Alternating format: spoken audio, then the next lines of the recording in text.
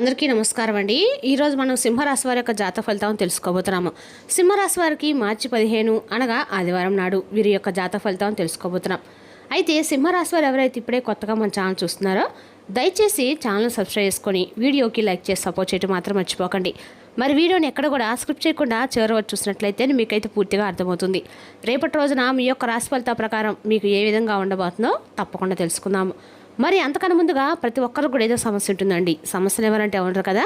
అంటే ప్రేమ, పెళ్ళి, ఉద్యోగం, వ్యాపారం, ప్రేమించి మోసపోవడము, నాగదోషము, సంతానం లేకపోవడము, భార్యాభర్తల మధ్య గొడవలు, ధనం నీకలు లేకపోవడము, రాజకీయము, కోర్టు సమస్యలు, మీ మీద చెడు ప్రయోగాలు చేయడము, ఇలా ప్రతి ఒక్కరు కూడా ఏదో ఒక సమస్య ఉంటూనే ఉంటుంది. అయితే ఎక్కడెక్కడికో వెళ్ళి జ్యోతిష్యం చెప్పించుకొని నిరాశ చెంది ఉంటే ఒక్కసారి మన గురువుగారిని కాంటాక్ట్ అవ్వండి.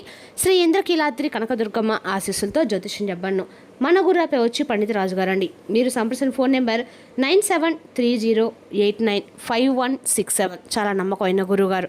మన గురువుగారు స్త్రీ పురుష వశీకరణ చేయడం చాలా ప్రత్యేకత కలవారు. మీకు ఎటువంటి సమస్యలున్నా నమ్మకంతో ఒకసారి ప్రయత్నించండి. 100% గంటలో పరిష్కారం చూపిస్తారు. దూర ప్రాంతం ఉన్న వారు కూడా ఫోన్ కాల్ ద్వారా ప్రతి ఒక్క సమస్యకి ఖచ్చితమైన పరిష్కారం కలదండి. ఈ గురువుగారి ద్వారా చాలామంది లబ్ధి పొందారు. మేము కూడా మాకున్న సమస్యల్ని ఈ గురువుగారి ద్వారా పరిష్కరించుకున్నాము. 100% గంటలో పరిష్కారం చూపిస్తారు. ఒక్కసారి నమ్మకంతో ప్రయత్నించండి. సమస్య మీది పరిష్కారం మాత్రం ఖచ్చితంగా మన గురువుగారి దగ్గర అయితే కలదండి. ఒక్కసారి నమ్మకంతో ప్రయత్నించండి. ఇక వివరాలకు వస్తే కనుక ఈ రాశివారి రేపు దినఫలితాల ప్రకారము రేపు మధ్యాహ్నము 3:40 తర్వాత వీరి జీవితంలో కనుకొని మార్పై జరగబోతుందండి. వీరు రేపు అనేక రకాల ఆలోచనలు అయితే కలిగి ఉంటారు. ఇతరుల కంటే కూడా భిన్నంగా ఆలోచించే స్వభావం ఉంటుందన్నమాట ఈ రాశి వారికి.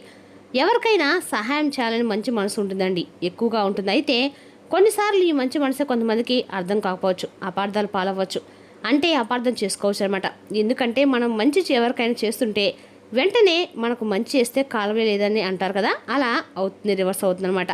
ఇక ఈ రాశి వారికి ఎప్పుడు కూడా పాపం ఈ యొక్క రాశి వారికి అన్ని రకాల అవమానాలు కూడా పడ్డారండి. ఈ రాశి వారు ఎంత చేసినా కూడా అన్ని రకాల పక్క వాళ్ళకి ఎప్పుడు అంటే వీరు మంచివారు కాదని ఒక దృఢమైన సంకల్పంతో వీరు కళ్ళు పరిగణిస్తూ ఉంటారు వీళ్ళని.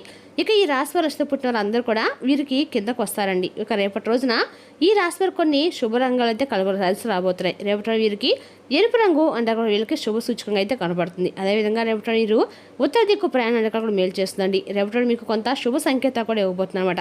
ఇక రేపటి మీకు ప్రయాణం చేస్తే చేయవలసి వస్తే కనుక ముఖ్యంగా రేపటి ఉత్తర దిక్కు లేదా ఈశాన్య దిక్కు వైపు ప్రయాణం చేస్తే మీకు కొంత శుభ ఫలితాలు తప్పకుండా పొందుతారు.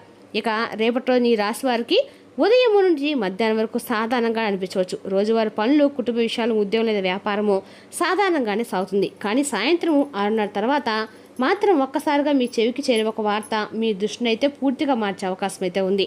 ఆ వార్త ఎవరి ద్వారా రావచ్చు అంటే కనుక ఒక ఫోన్ కాల్ ద్వారా కావచ్చు, లేదా ఒక స్నేహితుల ద్వారా కావచ్చు, లేదా కుటుంబానికి సంబంధించిన ఒక వ్యక్తి ద్వారా సమాచారం అయితే చేరొచ్చు అనమాట.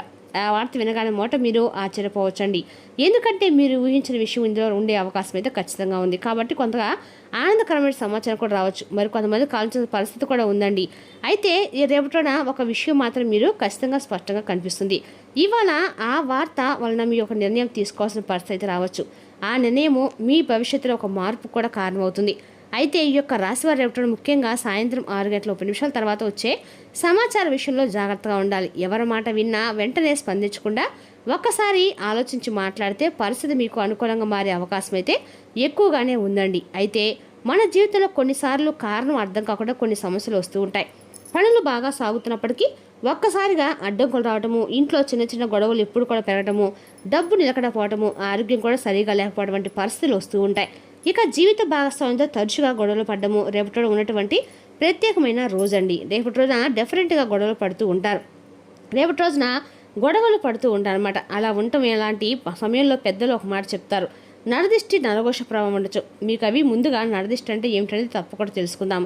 ఒక మనిషిని ఇంకో మనిషిని చూసి అసూయతో లేదా చెడు భావంతో చూడడం అనమాట. మన దగ్గర ఉన్నటువంటి సంతోషం, సంపద, ఆనందం చూసి కొంతమందికి అసూయ కలుగుతూ ఉంటుంది. వీరు చాలా ఎదిగిపోతున్నారు, మన ముందు ఇక్కడే ఉన్నాము, ఎక్కడ చేసిన గొంగళ అక్కలాగా వీరు మాత్రం ముందుకి వెళ్ళలేకపోతున్నారు, చాలా సంతోషంగా ఉంటారు, కుటుంబంతో ఆనందంగా జీవితం గడుపుతుందని చెప్పి అసూయతో వారు మనపై చెడు భావంతో చూస్తే అదే నెగిటివ్ ప్రభావంగా మారుతుందని చెప్పి పెద్దలు నమ్ముతారు. దీన్నే సాధారణంగా నరదిష్టి అని అంటూ ఉంటారు. ఇక నరఘోష అంటే ఏమిటంటే మన గురించి ఎవరైనా చెడు మాటలు మాట్లాడము, మన ఎదుగుదలను చూసి అసహనం వ్యక్తం చేయటము, మనపై దూషణలు చేయటము, లేదా మనకు నష్టం జరగని చెప్పి ఏదో రకంగా మనల్ని మనిషిపై చెడు మాటలు మాట్లాడితే దాన్ని నరఘోష అని అంటారు. ఇక పెద్దలు చెప్పే మరొక మాట ఉందండి, నర ఏడుపులని దీని అర్థం. మన వల్ల ఎవరికైనా బాధ కలగటము లేదా మన ఎదుగుదలను చూసి కొంతమంది మనసులో బాధపడడం, కొన్నిసార్లు మనకి ఇరుగు పొరుగు వారే మన ఒక పరిస్థితి చూసి బాధపడుతూ అసూయతో ఉండొచ్చు. వారి మనసులో వచ్చే ఆ బాధ, అసంతృప్తి పెద్దలు సరి ఏడుపుని అంటారన్నమాట.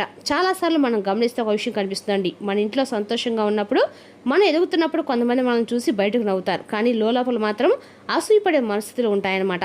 అలాంటి భావాలు ఎక్కువ మన జీవితంలో ఎక్కువగానే ఉంటాయని చెప్పుకోవాలి. అదేవిధంగా రేపటి రోజు మీకు నరఘోష నరదిష్టి చాలా ఎక్కువగానే కనిపిస్తుంది. తప్పకుండా గుర్తుపెట్టుకోండి, మీ లైఫ్లో జరుగుతుంటే నరదిష్టి ఉన్నట్లని అర్థం అనమాట. అనుకున్న పనులు సాగకపోతే మీకు నరదిష్టి జరిగినట్టు ఉంటుంది. ఇంట్లో తరచూ గొడవలు జరగటము కానీ, డబ్బుకు వచ్చి నిలకడ లేకపోవడం కానీ, ఆరోగ్యం తరచూ బాగా లేకపోవటము, ఉన్నట్టుండి ఇంట్లో ఒక వైబ్రేషన్ అనేది రావటము, అనారోగ్య సమస్యలు ఒకరినొకరు ఇంకొకరు రావటము, ఇంకొకరు తగ్గితే ఇంకొకరు పోవటము, ఇట్లా ఆరోగ్య సమస్యలు ప్రశాంతం లేకపోవడము, తరచూ హెడ్ఏక్, తలనొప్పి రావటము, ఎక్కడికి వెళ్ళినా అడ్డంకులు ఎదురవుతుండటము కనిపించిన ఇవన్నీ నరదిష్టి వల్లనే అనుకోవాల్సిన అవసరం అయితే ఉందండి. పెద్దలు ఈ పరిస్థితులు చాలా వివరించే సాంప్రదాయం కూడా ఉందన్నమాట.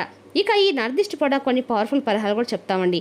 నిమ్మకాయ పరిహారం అవుతుందండి. ప్రతి మంగళవారము, శుక్రవారం, ఆదివారము ఈ నిమ్మకాయతో మాత్రం మీరు అంటే ఖచ్చితంగా కూడా విండి నుంచి బయటకు వచ్చేటప్పుడు నిమ్మకాయతో దిష్టి తీసుకొని 3 కోళ్ళ రెడ్లు ఎక్కడైనా సరి చేసినట్లయితే మీకున్న నరదిష్టి అనేది ఖచ్చితంగా తొలగిపోతుంది అనమాట. అదే కొంచెం ఉన్నటువంటి ఆ నిమ్మకాయను మీ తల చుట్టూ 7 సార్లు తిప్పి బయట రోడ్డు పక్కన పడేయండి. ఇది చెడు దృష్టి తగ్గించడానికి ఉపయోగపడుతుంది. పెద్దలు చెప్తారండి, ఒక ఫ్రెష్గా మంచిగా అంటే బాగా నిమ్మకాయ కానీ తీసుకొని దాన్ని చక్కగా ఒక నిమ్మకాయని మన చుట్టూ యాంటీ క్లాక్ వైజ్లో 7 టైమ్స్, క్లాక్ వైజ్లో 7 టైమ్స్ తిప్పి ఖచ్చితంగా తీస్తే నిమ్మకాయ మీకు నరదిష్టి ఖచ్చితంగా తొలగిపోతుందండి. అలాగే ఎక్కడైనా సరే ఆదివారము 3 కూడల రోడ్లో ఖచ్చితంగా కూడా ఏమన్నా సరే నిమ్మకాయని కూడా ఆదివారం నుంచి పనిచేసినా కూడా మీ నరదిష్టి తొలగిపోతుంది. ఇక దుర్గాదేవి ఆలయంలో దీపం అండి. ప్రతి మంగళవారం, శుక్రవారం రాహుకాల దీపం వెలిగించడం ద్వారా మనకున్నటువంటి నరదిష్టి కూడా పూర్తిగా తొలగిపోతుంది. చెడు ప్రభావాలు కూడా తొలగిపోతాయి. ఖచ్చితంగా అమ్మవారు అయితే ఆ దృష్టి మనకు కలిగి అంటే ప్రభావం అనేది మనకు కలగడం వల్ల నరదిష్టి అనేది తొలగిపోతుంది అంటారు. ఇక వేప చెట్టు దగ్గర కూడా ఈ పరిహారం చేసుకొని వారానికి ఒకసారి వేప చెట్టు దగ్గర ఒక దీపం వెలిగించి 3 ప్రదర్శనలు చేయండి. వేప చెట్టు శుద్ధికి సంకేతమండి, కాబట్టి చెడు ప్రభావాలు తగ్గుతాయని పెద్దలు చెప్తూ ఉంటారు. ఇక గోమాతకు పేదన నానబెట్టే సరకల్ని పచ్చి గడ్డిని ఏమైనా పెట్టడం వల్ల మనకున్న నరదిష్టి ప్రభావం అనేది ఖచ్చితంగా తొలగిపోతుందండి. ఇలా నెగిటివ్ ప్రభావాలు తగ్గుతాయని నమ్మకం. ఉప్పు నీటిలో అంటే మనం స్నానం చేసే నీటిలో కొంచెం ఉప్పు వేసుకొని స్నానం చేయడం వల్ల కూడా మనకున్నటువంటి నరఘోషలు కొంచెం తగ్గుతాయని పెద్దలు చెప్తూ ఉంటారు. ఇక రేపు ఇల్లు తెచ్చాడు ప్రతిరోజు కూడా బకెట్ వాటిలో కొంచెం రాక్ సాల్ట్ వేసి ఇళ్ళని శుభ్రపరచుకుంటే కనుక ఇంట్లో ఉన్న నెగిటివ్ ఎనర్జీ తగ్గడానికి సహాయపడుతుందని పెద్దలు చెప్తూ ఉంటారు. ఇది తప్పకుండా చేసుకోండి. ఖర్చు అయ్యే పనులేం కాదండి. ఇవన్నీ నువ్వుల నూనె దీపం అనమాట. శనివారం రోజున పూజ గదిలో నువ్వుల నూనె దీపం వెలిగించడం వల్ల ఒక మంచి పరిహారాన్ని కూడా పెద్దలు చెప్తూ ఉంటారండి. ముఖ్యంగా ఒక విషయం గుర్తుంచుకోవాలి, మనసులో ధైర్యము, సానుకూల ఆలోచనలు, దేవుడిపై విశ్వాసం ఉంటే ఎలాంటి చెడు ప్రభావం కూడా ఎక్కువ కాలం ఉండదండి. మంచి ఆలోచనలు, మంచి పనులు చేస్తూ ఉంటే మన జీవితంలో నెమ్మదిగా శుభ ఫలితాలు పెరుగుతాయని పెద్దలు చెప్పే మాట అయితే ఇంకొక పవర్ఫుల్ పరిహారం కూడా ఉందండి. ఒక మట్టి ప్రతి తీసుకొని ఒక మీడియం సైజు ఒక పాత ప్లేట్ కానీ అలా ఆవాలు మన ఇంట్లో వాడుకుంటుంటాం కదా, ఆవాలు, కొంచెం రాళ్ళ ఉప్పు, కొంచెం కర్పూరం, ఈ 3 తీసుకొని మనకి ఇల్లంతా నెగిటివ్ ఉన్న ప్లేస్ అనుక ఇల్లంతా కూడా అది తిరిగి మనం చూపిస్తూ ఆ ప్లేస్లో కూర్చొని కాసేపు అంటే కొంచెం మనము ఆ నెగిటివిటీ అంతా కూడా పోతుందన్నమాట. మనసులో అనుకొని వెలిగించినప్పుడు అగ్గిపెట్టుతో అది వెలిగించేసి ఆవాల్ని, రాళ్ళ ఉప్పుని అలాగే కర్పూరం 3 మట్టి ప్రమిదలో కానీ పాత ప్లేట్లో కానీ తీసుకొని ఇల్లంతా తిరిగి నరదిష్టి ప్రభావం పోవాలని మనసులో అనుకొని వెలిగించేసేయండి. చిటపటాన్ని సౌండ్ వస్తుంటుంది కదండి, దాని చిటపట సౌండ్కి నరదిష్టి పోతుందని అర్థం అనమాట. నమ్మకం ఉన్న వాళ్ళు తప్పకుండా ప్రయత్నం అయితే చేయండి. అలాగే ఇన్ని రంగాల వారికి రేపటి రోజున సానుకూలంగా ఉందండి. ఉద్యోగ రంగంలో ఉన్నవారికి కూడా, వ్యాపార రంగంలో ఉన్నవారికి కూడా, అలాగే వ్యవసాయ రంగంలో ఉన్నవారికి కూడా రేపటి రోజున విద్యార్థులు, కళారంగం లేదా మీడియా రంగంలో ఉన్నవారికి కూడా అందరూ కూడా రేపటి రోజు మొత్తంగా చూసుకుంటే ఈ రాశి వారికి తప్పకుండా అన్ని కూడా అనుకూలంగా ఉందన్నమాట. చదువుపై దృష్టి పెరుగుతుంది. విద్యార్థులకైతే గురువుల నుంచి మంచి సూచనలు పొందే అవకాశం కూడా ఉంది. ఇక వ్యవసాయ రంగంలో ఉన్న వారికైతే పంటల విషయంలో కొంత సానుకూల సమాచారం రావచ్చు. భూమికి సంబంధించిన పనులు ప్రారంభించినా కూడా రేపటి అనుకూలంగా ఉంటుంది. వ్యాపార రంగంలో ఉన్న వారికి కొత్త పరిచయాలు ఏర్పడే అవకాశం కూడా ఉంది. చిన్న లాభాలు కనిపించడం వల్ల మీలో నమ్మకం కూడా పెరుగుతుంది. మీరు చేసిన పనికి పై అధికారులు గమనించే అవకాశం ఉంది. ఉద్యోగ రంగంలో ఉన్న వారికి కూడా కొత్త బాధ్యతలు వచ్చే పరిస్థితి కూడా ఉందండి. ఇక రేపటి రోజున కళారంగంలో కొత్త అవకాశాలు, కొత్త పరిచయాలు పరిస్థితి కూడా ఉంటుంది. కళారంగం వారు, మీడియా రంగం వారికి అండగా కూడా అనుకూలంగా ఉన్న రోజు అని చెప్పుకోవాలి. రేపటి అండగా కూడా అనుకూలంగా ఉన్న రోజే, కానీ రేపటి మీరు గ్రహరీత్యా మీకు ఒళ్ళు నొప్పులు బాధ కనిపిస్తుంది. శారీరక అలసట తప్పించుకోండి, అది మీకు మరింత ఒత్తిడిని పెంచుతుంది.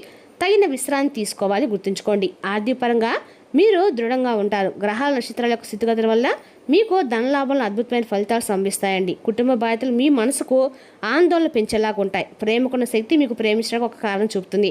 మీరు మీ సమయాన్ని స్నేహితులతో సమయం గడుపుతారు, కానీ మత్తు పానీయాలకు దూరంగా ఉండండి. ఇది వృద్ధా సమయం లాంటిది. మీ సాదాసీదా వైవత జీవితం రేపటి చాలా స్పెషల్గా ఉంటుందండి. రేపటి రోజున చాలా గొప్ప విషయాలు మీరు అనుభూతి చెందుతారు. ఈ విషయాలు ఆసక్తికరంగా అనిపించడానికి మీరు అనుభవాన్ని అతిశయోక్తి చేయవచ్చు. అలా చేయవద్దని మీకు సలహా కూడా ఇస్తానండి. రేపటి రోజున హనుమాన్ చాలీసా పఠించిన ద్వారా ఆరోగ్యానికి సంబంధించిన మంచిమైన ఫలితాలు ఖచ్చితంగా పొందుతారు. మరి తెలుసుకున్న కళాశ్వర జాతక ఫలితాలను తిరిగి రేపటిలో మళ్ళీ కలుసుకుందాం. Thank you for watching.